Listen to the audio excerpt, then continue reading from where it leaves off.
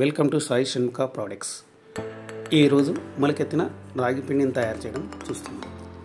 దానితో రాగి జావా, రోటీ, లడ్డు, ఇడ్లీ అంటే ఆ విధంగా మనం తయారు చేసుకోవడానికి ఎన్నో రకాలుగా ఉపయోగపడుతుంది. మొదట మనము ఒక టబ్బులో నీళ్లు తీసుకొని దాంట్లోకి నీటిని నింపాము. ఆ నీటిని నింపినప్పుడు ఏ విధంగా ఉన్నాయో ఒకసారి చూడండి. ఎంత డస్ట్గా ఉన్నాయో,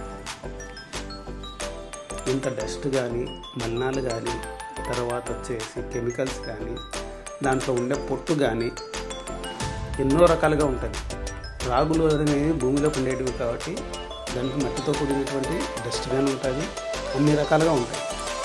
మార్కెట్లో ఏం చేస్తున్నారంటే ఇది క్లీన్ చేయకుండా యథావిధిగా దాన్ని డైరెక్ట్గా గ్రైండ్ చేసి ఇస్తున్నారు.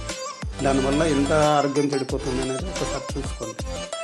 ఈరోజు మనము మొలకెత్తిన రాగులను ఈ విధంగా చేస్తున్నామంటే దాంట్లో డస్ట్ని తీసేసి ప్యూరిటీగా అంటే క్వాలిటీగా మనము రాగి పిండిని ఇవ్వడం కోసం. చూడండి ఒక్కసారి, డస్ట్ చూడు ఎంత డస్ట్గా ఉన్నాయి. ఇది చూస్తూ మనము బజార్లో ఊక చిక్కుతున్నాయి కదా అని రాగి పిండిని తీసుకొని తిన్నామంటే ఎంత ఆరోగ్యాన్ని చెడగొట్టుకుంటున్నామో మన చేతులారా మనం చేసుకుంటున్నాం. ఇది మా ప్రోడక్ట్ కొనమని చెప్పడం లేదు, మీ అంతకు మీరైనా చేసుకోండి, చెందుకోండి. దీనివల్ల ఏంటంటే మన ఆరోగ్యాన్ని కాపాడడం కోసం ఈ విధంగా చేసిన తర్వాత రెండోసారి రాగులను నీట్గా నింపేసి మళ్ళీ కడగడం చూపెట్టాలి. అప్పుడైనా కానీ తగ్గినాయా అంటే చూడండి ఏ విధంగా ఉన్నాయో. మలినాలు అనేది అంత ఈజీగా, డస్ట్ అనేది అంత ఈజీగా పోదు రాగులలో. ఈ విధంగా ఉంటుంది. మీకు చెప్తే బాగుంటుందో కానీ మన కాలువలో నీళ్లు పోతుంటాయి చూడు ఏ విధంగా ఉంటాయో ఆ విధంగా ఉంటాయి. అది నేను చెప్పకూడదు, ఒక్కసారి అబ్జర్వ్ చేయండి. అది పొట్టుతో కూడినటువంటి మట్టి అయినా, తర్వాత మన్నాలైనా, డస్ట్ అయినా ఏ విధంగా ఉంటుందో. మార్కెట్లో ఇదే డైరెక్ట్గా గ్రైండ్ చేసి ఇస్తారు. ఇది రెండోసారి కడిగినప్పుడు అండి ఎంత నీట్గా ఉన్నాయో చూడండి. ఇట్లా ఒక రోజంతా నానబెట్టేసి మళ్ళీ మరుసటి రోజు నీట్గా కడుక్కొనేసేసి నానబెట్టినప్పుడు ఉన్నటువంటి ఈ మలినాలను చూడండి రెండోసారి వాష్ చేసుకోవడం. ఇట్లా వాష్ చేసుకున్నామంటే అప్పుడు దాంట్లో రాగులలో ఉన్నటువంటి గట్టితనమైనటువంటి రాగులు మాత్రమే మిగులుతాయి. తర్వాత ఒక గంజిబట్ట తీసుకొని ఆ గంజిబట్టలో ఈ రాగులను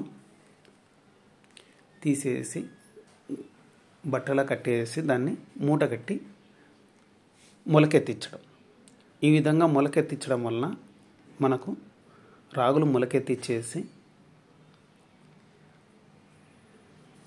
చూడండి రాగులు ఎట్లున్నాయో. ఈ విధంగా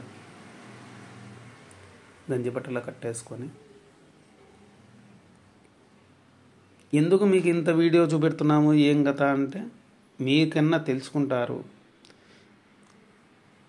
ఇది బయట మార్కెట్లో కొద్దిగా కాస్ట్గానే ఉంటుంది, ఎందుకంటే దీన్ని చేసే పని అనేది చాలా కష్టంగా ఉంటుంది. ఒక్కసారి రాగులు మొలకెత్తడానికి కావాల్సిన టైం ఏందో తెలుసండి, మినిమం 5 days అవుతుంది. ఈ విధంగా టబ్బులో తీసేసుకొని మళ్ళీ నీళ్ళలో రాగులను కడుగుతాం. రాగులు అంటే ఆ గంజిబట్టలో వేసేసి జాడించడం అంటారు. ఆ నీటిలో ఉన్నటువంటి ఇంకా ఏదన్నా మట్టి కానీ అవి ఏదన్నా ఉన్నా కానీ మొత్తం బయటకు వచ్చేస్తాయి. తర్వాత మొలకెత్తిచ్చేసి అట్లా కట్టేసి దాని మీద బరువును పెట్టేసి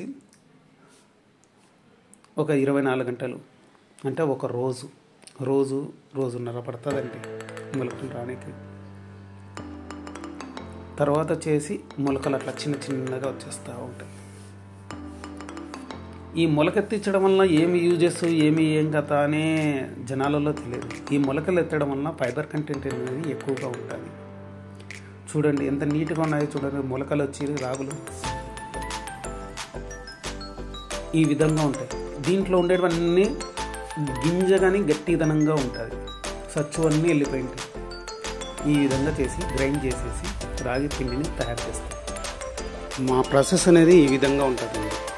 మీకు ఏదైనా ఆర్డర్ కావాలన్నట్టు ఈ నెంబర్కు కన్సల్ట్ కావాలి. Thank you.